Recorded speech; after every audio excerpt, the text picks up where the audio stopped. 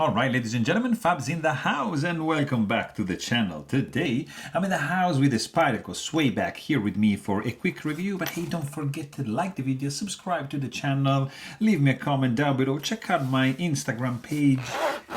But first of all, most of all, enjoy this video. Look at this. I've got with me Spyderco Swayback with this nice taco pouch, padded and velvety on the inside. Nice leaflet, embroidered, nylon and zippered.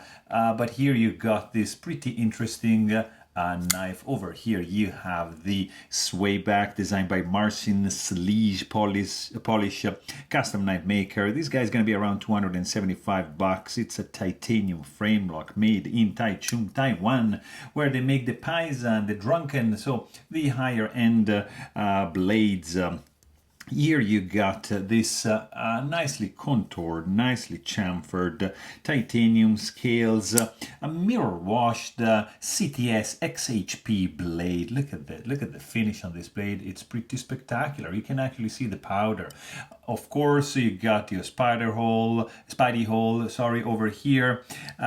You got some old school design going on over here, but revisited with new materials like titanium CTS XHP. You got a blind stainless steel lock face insert screwed in from the outside. It doesn't show from the outside. Very cool idea. Of course, you got the classic slab of steel, like bent, to create this functional but kind of like not my style tip-up carry only pocket clip, which is reversible. You got yourself a lanyard hole over here. Like the overall length of this blade is gonna be like 3.25 inches. The handle is gonna be 4.5 inches. So overall, this blade is going to be 8 inches, and let's quickly check how much this guy is going to weigh in your pocket, because you want to know that, right? So not super light, but 3.89 ounces. It's kind of doable.